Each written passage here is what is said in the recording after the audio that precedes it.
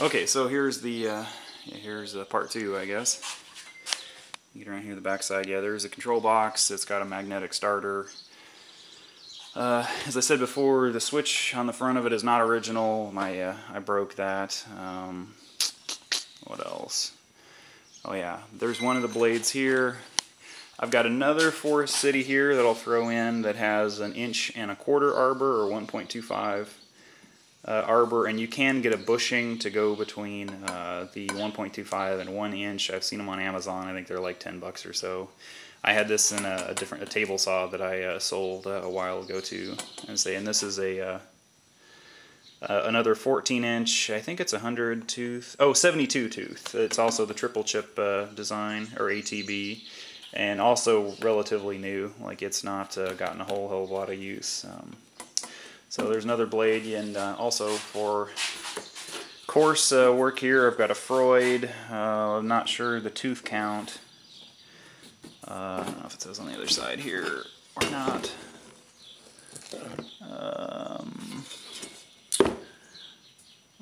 No, I guess it doesn't say the tooth count, but it's more of a coarse blade. One of the teeth is chipped, so this one would be a good candidate to send back to or not send back, but finding a someplace that sharpens and repairs blades. Like I know at least one of the teeth is chipped. Like, I don't see it now, but yeah, one of the teeth is chipped, and like, if you can find someplace local that does that, it's relatively cheap. I'd say the place in Ellettsville, I think did it for, I think it was $3 to $5 per piece of carbide. So, and like, that'd be a good, rough cut blade if you're just, chopping up 2x4s or something like that. And say it does a nice job for things like that. So I guess you get 3 blades.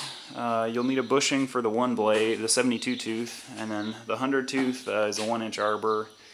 And oh, I guess you were asking about a dado, and I guess we can look here.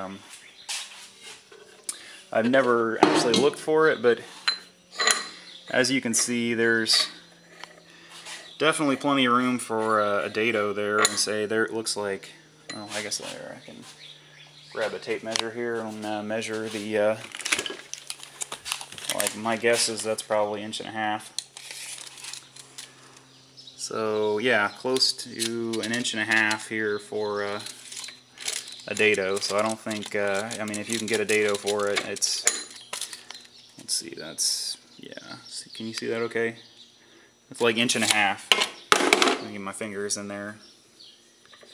So there's, you could put a ginormous dado blade on there and still not have any problems. Plus, I mean, as big as the motor is, I don't think it'd have any problems power-wise. So, I mean, I've never looked for a dado that big, or an 1-inch arbor dado, but you could definitely put a pretty good size one in there without any troubles. And I mean, it'll definitely have the power to run it. And it'll, like, the biggest thing I've ever cut through this were some oak.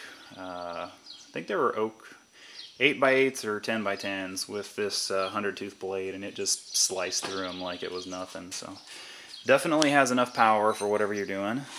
And so I guess that's about it. And I guess for packing or for moving it, and if you're gonna take it in your basement, the motor carriage here comes off.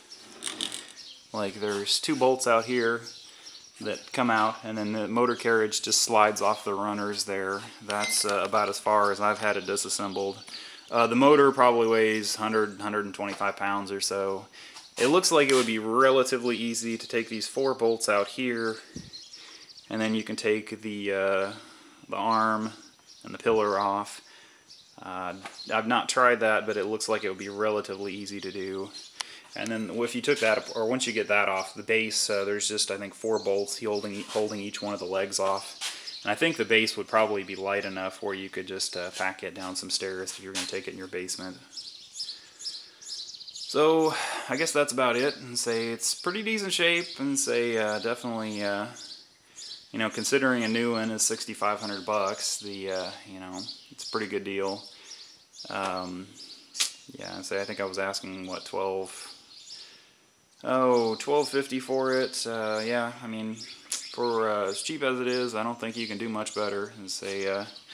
I've been had it up on Craigslist for on and off for about the past 6 months or so, since I knew we were going to buy the farm up here, and I was trying to sell it when we were in Ellettsville, so I didn't want to have to move it because it is kind of a beast to move. But so that's pretty much the saw. Let's see, another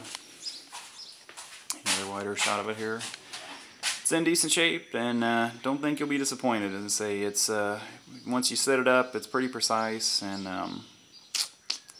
yeah, definitely I don't think it'll give you any troubles. The only thing you'll need to do is replace the top here, but I mean one you know, piece of cabinet grade plywood, or half of a piece rather, and you're good to go. So that's pretty much it. And say there's the blades over there, and I guess feel free to email me with any questions or anything.